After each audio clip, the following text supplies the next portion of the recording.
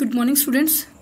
आज जो हमारा टॉपिक है power, duty and liability of directors के ऊपर है और इसके अंदर जो मैंने पावर्स के ऊपर ऑलरेडी वीडियो अपलोड कर चुकी हूँ। 5 मिनट की वीडियो के अंदर मैंने ये पूरी पावर्स समझा दी गई है। आज हम डिस्कस करने वाले हैं duties of the director. Directors की क्या क्या ड्यूटीज़ होती हैं। इसके फिलहाल मेरे पास नोट्स अभी तैयार नहीं हुए हैं क्योंकि जो पहले मैंने वीडियो अपलोड की थी इसके ऊपर भी की हुई है, बट उसके अंदर थोड़ा सा एरर आने के कारण वो आपको शो नहीं हो पा रही। सो आज दोबारा से रिपीट बना रही हूँ। सो स्टार्ट करते हैं अपने लेक्चर को। ये देखिए, कहते हैं कि ड्यूटी ऑफ अ डायरेक्टर, जब इसको अपॉइंट भी कर दिया है पर्सन को, रिमूवल करने की प्रोसेस भी पता लग गई आपको कैसे होती है, इसकी पावर्स भी दे दी गई है कि क्या क्या इसकी पावर्स होती हैं। अब बात करते हैं हम ड्यूटीज़ के बारे में, क्या क्या इसके दायित्व होते हैं। कोई भी डायरेक्टर जब किसी पॉइंट के ऊपर अपॉइंट होता है, किसी भी पोस्ट के ऊपर जब वो अपॉइंट होता है, उसकी क्या क्या रिस्पॉन्सिबिलिटी बनती है, कि क्या क्या ड्यूटी बनती है कंपनी की तरफ उसे निभानी चाहिए। इसके अंदर क्या है, 2 तरह की ड्यूटीज़ बनती है। First is that statutory duties होती है और सेकंड हमारी जनरल ड्यूटीज़ होती है और थर्ड हमारी सोशल होती है। सोशल इतनी इंपॉर्टेंट नहीं है, 2 इंपॉर्टेंट है, statutory and the general. Statutory का पहले मीनिंग जानिए क्या होता है। स्टैट्यूटरी होता है मतलब कि वैधानिक। वैधानिक मीन्स कि ऐसा सिस्टम जो क्या है हमारे कानून के द्वारा सेटअप किया जाता है। ऐसा रूल रेगुलेशन टर्म कंडीशंस वे सभी क्या है हमारे लॉ के द्वारा क्या है सेटअप की जाती है। उसके अंदर हमारी सभी चीज़ें आ जाएंगी, रूल आ जाएंगे, टर्म आ जाएंगी, कंडीशन आ जाएंगी एंड रेगुलेशन जो है हमारी, ये सभी क्या है हमारे सभी स्टैट्यूटरी के अंदर आएगा, जिसको हम कभी भी चेंज नहीं कर सकते। चेंज करवाने के लिए हमें स्पेशल रेजोल्यूशन पास करना पड़ेगा, हमें मेमोरेंडम ऑफ एसोसिएशन के अंदर शो करना पड़ेगा, राइट। तो यहाँ पे जो स्टैट्यूटरी ड्यूटी के अंदर सबसे पहला पॉइंट क्या है कि वैधानिक ड्यूटी क्या बनती है एक डायरेक्टर की। सबसे पहले पॉइंट है इंस्पेक्शन ऑफ द प्रोस्पेक्टस। जब भी कोई पर्सन कंपनी का प्रोस्पेक्टस जब इशू करता है तो डायरेक्टर की इन्फॉर्मेशन डायरेक्टर देता है वो प्रोस्पेक्टस के अंदर होता है और उस प्रोस्पेक्टस के ऊपर क्या है साइन किए जाते हैं उन सभी पर्सन्स के जो कंपनी के अंदर काम करते हैं। ये सभी आपको बातें पता है। तो उसके छपने के बाद डायरेक्टर की ये ड्यूटी बनती है कि उसको दोबारा से क्या है एग्जामिन करे, जो बातें आपने बताई थी क्या वो चीज़ें और एज इट इज उसके अंदर लिखी हुई है नहीं हुई लिखी हुई। तो ये यही कहते हैं कि it is a duty of the director to ensure करना कि दैट एवरी प्रोस्पेक्टस, हर एक प्रोस्पेक्टस जो इशू किया जाता है या फिर उसकी कंपनी के बिहाफ पे जो इशू किया जाता है, जो भी मैटर कंपनी का है उसे दोबारा से क्या करना एग्जामिन करना, इस तरह से एग्जामिन करना जो इन्फॉर्मेशन आपने प्रोवाइड की थी। सो यहाँ पे कहते हैं कि डिफाइन जो प्रोविजंस के अंदर हमारे लिखे हुए थे वो उसके अकॉर्डिंग हमारा प्रोस्पेक्टस होना चाहिए। अदरवाइज क्या है मिसकंडक्शन का या फिर मिसमैनेजमेंट का केस बन जाता है कंपनी के ऊपर।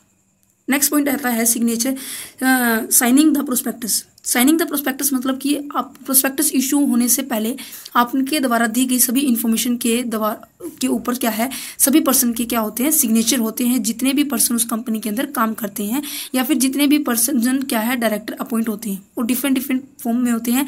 सो यहाँ पे क्या है जो भी हमारे पर्सन प्रोस्पेक्टस में जिनका नाम हो उन सभी के क्या होंगे साइन होंगे, चाहे वो डायरेक्टर हो या चाहे प्रपोज डायरेक्टर हो कंपनी के अंदर। थर्ड पॉइंट कहते हैं कि ये सभी क्या है ड्यूटीज़ है डायरेक्टर की, इनको चेक करना, इनकी रिस्पॉन्सिबिलिटी बनती है डायरेक्टर की कि ये सभी काम उन्हें परफॉर्म करने पड़ेंगे। थर्ड काम क्या है उसका कि प्रेजेंट करना एनुअल स्टेटमेंट। एनुअल स्टेटमेंट क्या होती है, जो आपकी जो फाइनेंशियल स्टेटमेंट होती है उसे शो करना, किसकी हेल्प से, बैलेंस शीट और profit and loss and trading account से क्या है उसे शो किया जाता है। तो एनुअल जो स्टेटमेंट होती है, एनुअल मीन्स कि पूरे साल की जो स्टेटमेंट होती है आपको क्या है उसे शो करना होगा, किसके सामने, हमारे रजिस्ट्रार ऑफ कंपनी के सामने उसे प्रस्तुत करना होगा थ्रू प्रॉपर सिग्नेचर, ठीक है। फोर्थ कंडीशंस क्या है, मतलब जो उसकी ड्यूटी बनती है। Fourth is that convincing of a general meeting. General meeting को क्या करना, अब मतलब ऑर्गेनाइज करना। साल में नॉर्मली क्या है 2 बार ऑर्गेनाइज होती है। अगर क्या है ज़्यादा नीड है, ज़्यादा क्या है एक्स्ट्रा ऑर्डिनरी जनरल मीटिंग, ये भी पॉइंट इसके साथ हो जाएगा।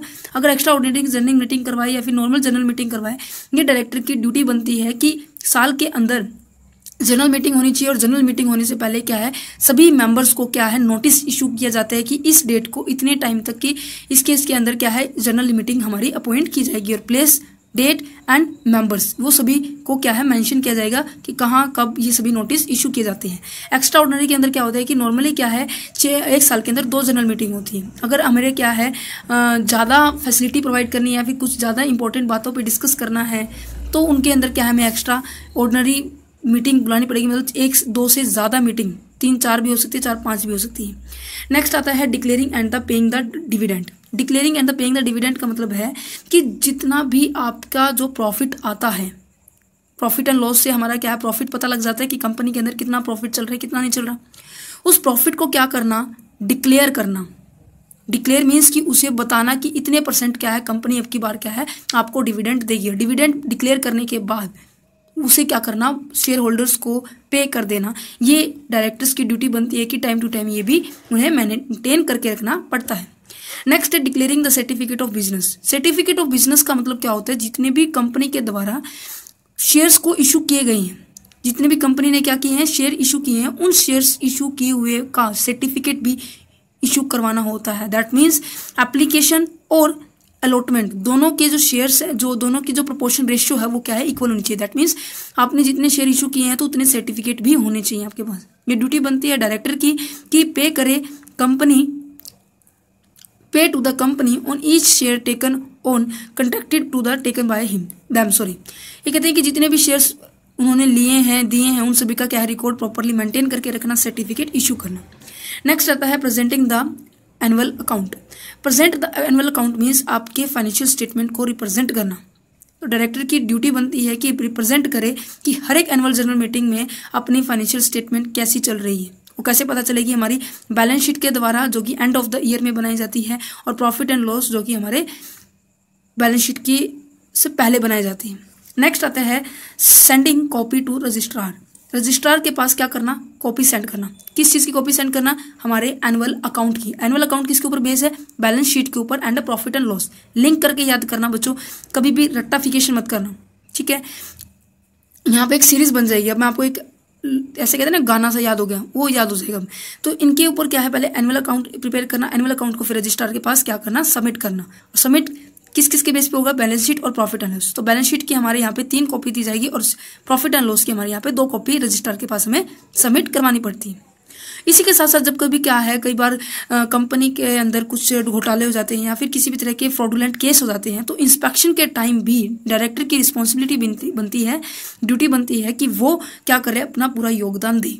योगदान कैसे होगा, जितनी भी डॉक्यूमेंट्स होंगे, जितनी भी हमारी फाइल्स होंगी, उनको इंस्पेक्शन के टाइम उन्हें रजिस्ट्रार ऑफिस के अंदर प्रस्तुत करना, प्रोवाइड की जाती है। ये कोई डिफिकल्टी क्रिएट नहीं करवानी चाहिए डायरेक्टर को जब कोई इंस्पेक्शन होती है, ठीक है। नेक्स्ट आता है डिक्लेयरिंग द सोल्वेंसी। सोल्वेंसी मीन्स कि आपको ये भी बताना होगा कि हमारी कंपनी पूरी तरह से कैपेबल है अपने डेटर्स को रिलीव करने के लिए, अपने क्रेडिटर्स को रिलीव करने के लिए। मिस्टेक होगी, mistake is a part of life. हमेशा याद रखना, जब तक मिस्टेक नहीं होगी तब तक आपको कोई भी चीज़ याद नहीं होगी, राइट। तो स्टार्ट करते हैं। सोल्वेंसी का मतलब होता है कि कंपनी को भी ये पूरी तरह से शो करना होता है कि उनकी कंपनी भी क्या है, अपने क्रेडिटर्स की पेमेंट करने के लिए कैपेबल है। वो उन्हें शो करना होगा, तभी तो क्या है, कोई भी पर्सन उस कंपनी के क्या है, शेयर्स को एक्वायर करने के लिए आगे बढ़ेगा। Disclose the personal interest.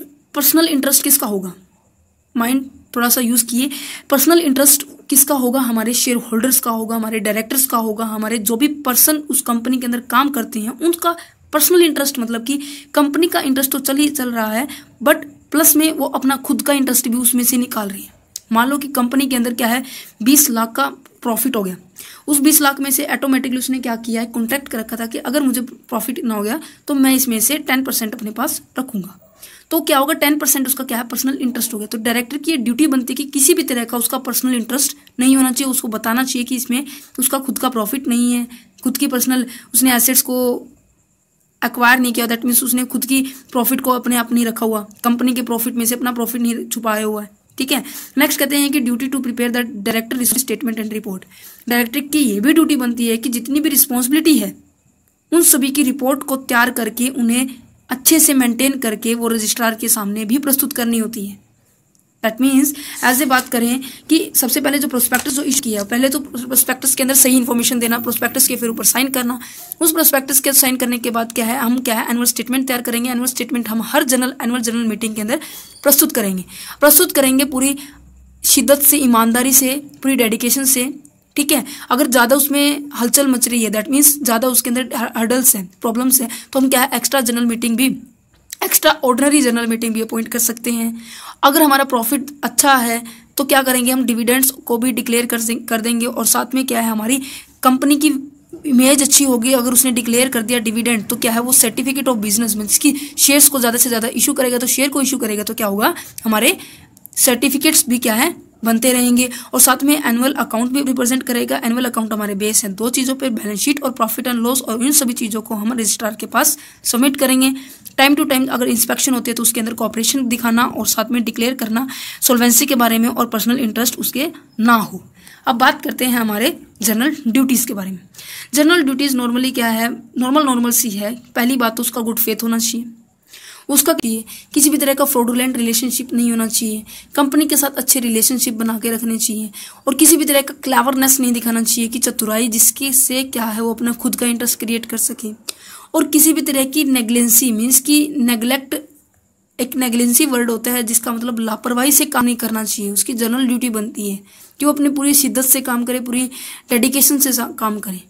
ठीक है, ये सभी क्या है, जनरल ड्यूटीज़ है कि टाइम पे काम करे, सभी को ऑपरेट करता रहे, कंट्रोल करता रहे, और क्या है पूरी फेथफुली लिमिट से काम करे। किसी भी तरह से नॉर्मल ह्यूमंस की जो टाइम लिमिट है उसके अकॉर्डिंग ही उससे काम करवाए। ये क्या है, एक डायरेक्टर की ड्यूटीज़ बनती है। ये जो वीडियो थी हमारी डायरेक्टर्स के ऊपर थी। नेक्स्ट वीडियो जो होगी हमारी लायबिलिटी ऑफ ए डायरेक्टर। ठीक है, thank you for watching this video. इस चैप्टर के करवाने के बाद जो मेरा जो मोटो रहेगा, हमारा बिजनेस लॉ के जो चैप्टर के ऊपर कमेंट आया था कि जो हमारा चैप्टर है लिमिटेड लायबिलिटी पार्टनरशिप के ऊपर मैं ज़रूर वीडियो बनाऊंगी। इस चैप्टर को कंप्लीट करने के बाद हमारा लिमिटेड लायबिलिटी पार्टनरशिप के ऊपर ही लेक्चर होगा। Thank you for watching this video once again, और ज़्यादा से ज़्यादा शेयर कीजिएगा। Thank you.